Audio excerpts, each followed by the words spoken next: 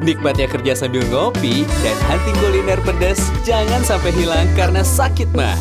Minum Proma dengan formula hidrotalsit, magnesium hidroksida, dan simeticon cepat redakan sakit mah. Proma, ahlinya lambung.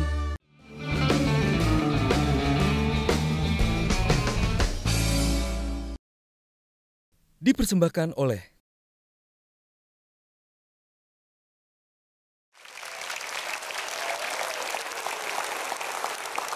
dari kecil hidupnya menderita. Ketika dewasa nyaris bunuh diri. Tapi sekarang apa yang dia lakukan mungkin layak untuk kita tiru. Siapa dia? Nur Miftahul Jannah. Pak Miftah, terima kasih sudah mau datang. Silakan duduk. Nah, saya dengar waktu kecil Anda tidak mendapatkan kasih sayang dari orang tua, betul? Betul. Kenapa sampai tidak mendapatkan kasih sayang dari orang tua? Karena sejak saya bayi, kedua orang tua saya bercerai. Bisa? Iya, bisa. Terus, apa yang terjadi pada Anda? Jadi untuk ayah kita nggak pernah ketemu, sayanya. Terus ibu saya sibuk dengan adik-adiknya. Yang waktu itu memang kakek saya meninggal. Yang mencari nafkah adalah ibu saya sendiri itu. Jadi tulang punggung keluarga? Iya. Saat kanak-kanak, saya dengar juga bahwa Anda harus bekerja jadi tukang semir sepatu. Iya. Kenapa sampai harus jadi tukang semir sepatu? Karena saya melihat teman-teman sebaya saya, kan banyak mainan, terus punya baju baru. Setiap kali saya meminta sama ibu saya selalu bilang kerja, gitu. Banyak cobaan yang lebih berat dalam hidup Anda ya. Iya. Tapi sebelum sampai ke sana, kita lihat dulu tayangan berikut ini. Mana nggak sih dia mau mana apa enggak? Iya, Mas untuk aku kita sampai kamu. Supaya iki ngono bojomu. Kentungan kata nang awak bojomu sini aku. Ya nak ya. Kerasa. Perjalanan panjang mengantarkan Nur Miftahul Jannah yang hanya lulusan sekolah dasar mendirikan yayasan yang diberi nama Yayasan Kisah Nyata dan Jeritan Hati. Selama 14 tahun, Nur Miftahul Jannah harus menjadi tenaga kerja wanita di Hong Kong dan Makau.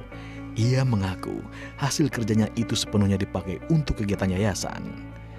Karena sejak berangkat sebagai TKW, dia memang berniat mencari uang untuk mewujudkan cita-citanya mendirikan yayasan sosial.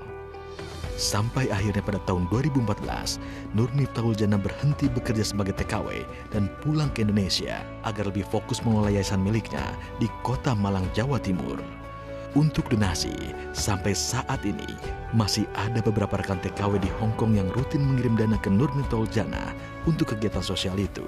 Adanya Bu Ita mendirikan yayasan Peduli Kasih ini, saya selaku Pak RT 03 sangat senang sekali, soalnya bila mana ada orang sakit atau orang kesusahan pasti dibantu oleh Bu Ita. Yayasan Peduli Kasih yang digagas Nur Miftahul Jannah awalnya fokus pada upaya membantu pasien untuk mendapat akses kesehatan. Dalam perkembangannya, yayasan ini pun merawat bayi telantar dan orang lanjut usia. Mbak Miftah orangnya, aku bilang super duper luar biasa sekali. Di tengah dia mengurusi segitu banyaknya pasien duafa kesehatan, terutama waktu itu, sekarang beliaunya berurusan dengan anak-anak yatim piatu. Waktunya hanya untuk mereka itu, hanya untuk beliaunya bermanfaat buat semuanya. Dan kayaknya Mbak Miftah itu apa ya? Ibu bagi mereka dan saudara bagi duafa-duafa yang lain. Selain mengelola yayasan, Nur Miftahul Jannah pun masih menyempatkan diri untuk membantu usaha konveksi milik suaminya. Usaha konveksi ini pun merupakan sumber dana untuk keluarga dan yayasannya. Konveksi ini juga dilengkapi toko baju, yang terkadang baju-baju tersebut diperuntukkan untuk anak-anak yang dirawatnya.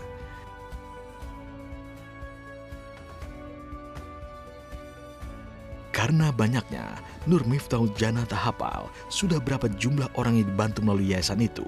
Satu yang ia yakini, apa yang diperbuatnya itu semata untuk meringankan beban orang yang membutuhkan, sehingga nasib yang pernah dialami ibu kandungnya dulu, yang sempat terlunta-lunta ketika sakit, tidak sampai menimpa orang lain.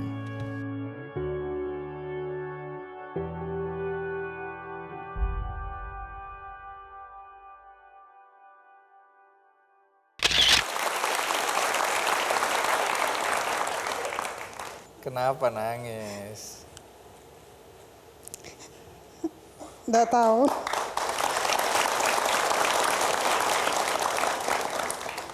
Lihat anak-anak ya. Soalnya baru hari ini saya berpisah dengan mereka juga. Biasanya nggak pernah berpisah. Nggak pernah. Saya kemana-mana pasti saya ajak. Untuk 1 hari saja ya. Iya.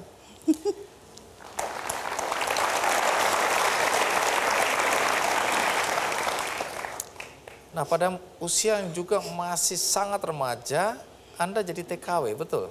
Iya. Umur berapa jadi TKW? 14 tahun. Bagaimana bisa? Kita pakai calo.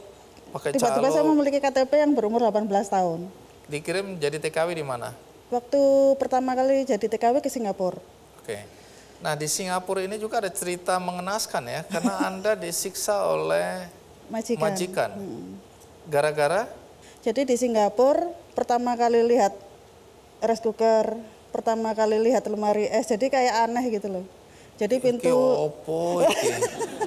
lemari es itu saya buka, kok adem gitu.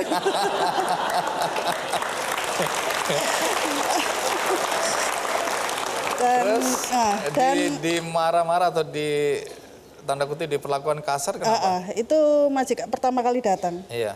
Ayo cepat masak nasi, kita mau makan gitu kan. Terus? Biasanya kalau di rumah kan masak nasi panci ditaruh di atas kompor. Terus? Masaknya di mana di situ gitu kan, tapi nggak tahu, nggak diajarin gimana. Jadi rice cooker saya masukin air, sama rice cookernya saya kasihkan di atas kompor. Gara-gara itu apinya kan langsung membesar, terbakar gitu kan. Jadi majikan laki-laki marah, saya sampai dipukul gitu wajah saya. Alasan jadi TKW apa dulu? Setelah saya pulang dari ngamen, saya lihat ibu saya sama nenek saya itu omong-omongan. Ibu saya itu mau pamit mau ke Arab Saudi waktu itu. Jadi saya takut ibu saya jauh dari saya pun lari ke sebuah PT untuk terima tenaga kerja gitu. Saya masuk aja di situ. Saya daftar tanpa ibu saya tahu dulu. Supaya menggantikan ibu yang Iya. berangkat, ibu jangan berangkat gitu. Iya, gitu. Alasan saya menjadi TKW pertama itu. Mulia sekali ya anak kecil ini ya. Jadi pulang dari Singapura saya menikah. Menikah muda umur 17 tahun saya menikah dulu. Tapi waktu menikah ternyata suami saya dari keluarga tidak mampu juga. Jadi untuk beli bensin, untuk makannya minta sama orang tua dulu karena saya malu. Akhirnya menikah 3 bulan saya tinggal keluar negeri lagi. Cari uang lagi. Kemana Ya, sekarang? Hong ini? Kong. Hong Kong. Nah, di Hong Kong sampai 10 tahun waktu itu. Begitu tahun 2010. pulang, katanya suami 2009 saya dapat informasi anak asuh saya memiliki anak asuh waktu itu, namanya Alvin itu.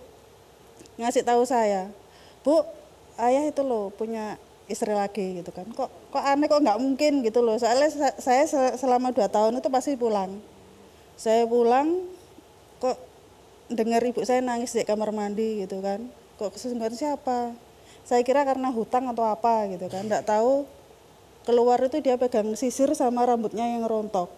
Ternyata itu hari pertamanya beliau kemo. Nah, gitu. Rambut-rambut, terus kita tangis-tangisan, ono apa Bu, ono ibu, ternyata cerita kalau saya menderita kanker gitu. Tapi waktu itu saya masih mikirin cinta. oh. Iya wajar. wajar.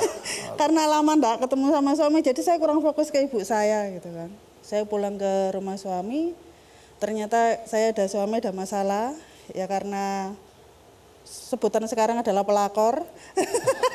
Ada pelakor yang sudah mendampingi. Itu akhirnya ya itu. Terus Anda minta pisah atau tidak? Waktu itu tidak, saya mengizinkan suami saya menikah lagi. Silakan kalau mau nikah lagi, yang penting kita nggak usah cerai gitu. Karena prinsip saya dulu adalah hidup sekali, menikah pun sekali gitu. Itulah waktu kejadiannya sampai saat ini mungkin saya sesali. Semoga ibu saya di sana memaafkan saya. saya memiliki uang 50.000 waktu itu Pak. Suami saya minta kaos, hadiah kaos. Tapi karena saya takut nanti suami saya minta, ternyata saya nggak bisa mewujudkan, dia akan kecewa, terus meninggalkan saya gitu. Di sisi lain ibu saya bilang, saya demam, bawa saya ke dokter gitu. Saya nggak punya uang Bu, saya sempat membohongi almarhum ibu saya seperti itu.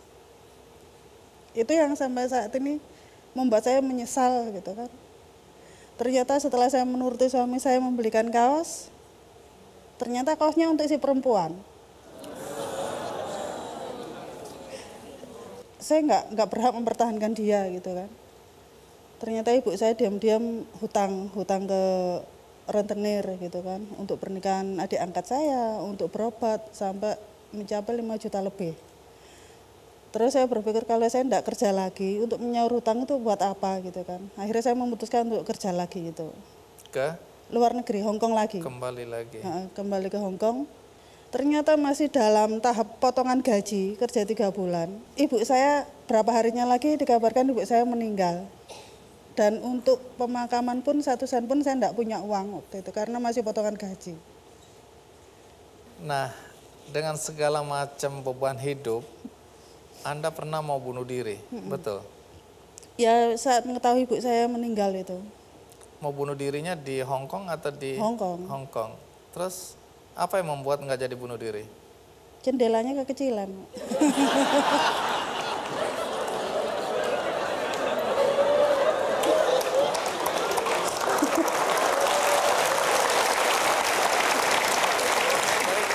Tentu kita ingin dengarkan cerita Anda bisa bertahan, bangkit, kemudian bahkan melakukan apa yang kita lihat. Nah, kita rehat sejenak, saya akan segera kembali.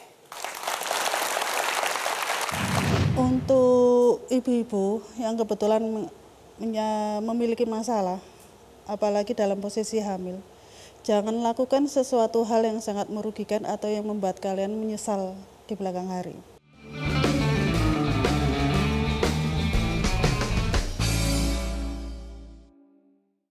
Dipersembahkan oleh